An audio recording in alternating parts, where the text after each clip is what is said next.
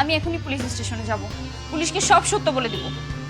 Madam আপনি পুলিশের কাছে গেলে না আপনার বাবা ফেঁসে যাবে। যাক, এই লোকটার জন্য একটা নির্দোষ ছেলে তো জেলে থাকতে পারে না, তাই না? আপনি এখানে কি করছেন? না, আমার একজনের সাথে দেখা করার কথা, তার জন্য অপেক্ষা করছি।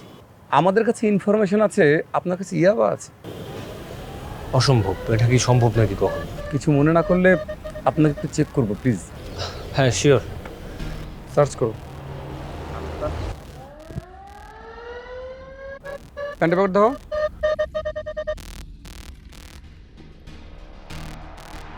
স্যার,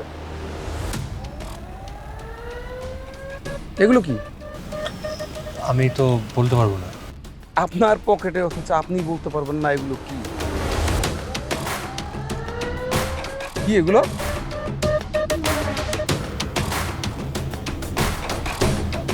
আমি এই ব্যাপারে কিছুই জানি না। সবই জানবেন, থানায় গেলে তারপরে জানবেন, ঠিক আছে? এই স্যার, ওনাকে নিয়ে আসো।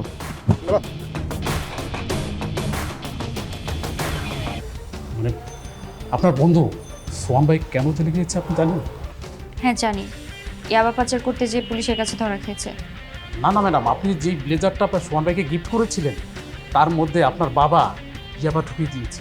তারপর পুলিশ ডেকে এনে তারপর আপনার বাবা নিজেই সোহান ভাইকে ধরিয়ে দিয়েছে। কি বলছেন আপনি এগুলা? আপনি এগুলো আমাকে আগে বললেন নাই কেন? আপনার বাবার ভয়ে। না না না না, এটা হতে পারে না। আমি এখনই পুলিশ স্টেশনে যাব, পুলিশকে সব সত্য বলে দিব। ম্যাডাম আপনি পুলিশের কাছে গেলে না আপনার বাবা ফেঁসে যাবে।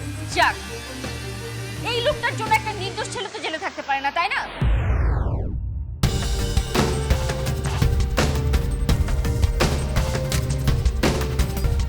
আজকের ব্রেকিং নিউজ, সিকান্দার শাহের চক্রান্তের শিকার ছিলেন বশির খানের ছেলে। বিরোধী দলের এই চক্রান্ত শিকার ফাঁস করে দিলেন তার নিজের মেয়ে।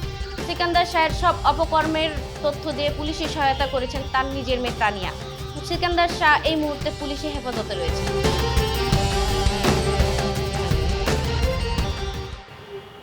আমি একটা জিনিস বুঝলাম না, আমারে কি কারণে ফাঁসাইলি, আবার আমারই সেভ করে কেন নিজের বাবারই ফাঁসাইলি? আমি অনেক সরি, আমাকে মাফ করে দিস। আমি আমার বাবার সত্যতা জানতাম না, জানতে পেরেছি তাই বাবাকে জেলে পাঠিয়ে তোকে মুক্ত করেছি, কারণ তুই নির্দোষ ছিলি। আমি তোকে একটা কথা বলতে চাই। বল। আমি আমার বাবাকে অনেক ভালোবাসি, ছোটবেলা থেকে নানি বাড়িতে বড় হয়েছি। এই জন্য বাবার কোনো কিছুই আমি জানতাম না। বাবা যে স্মাগলার, মাদক ব্যবসায়ী, এই সব কিছুই আমার অজানা ছিল।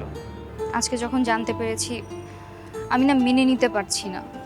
আমার বাবার অনেক ক্ষমতার লোক, কিন্তু যোগ্য নেতা হওয়ার ন্যূনতম যোগ্যতা নেই। আর তাই আমি জনগণের কথা চিন্তা করে এটা করছি। জনগণের কথা তো চিন্তা করলি, আমার কথাটা চিন্তা করবে কে?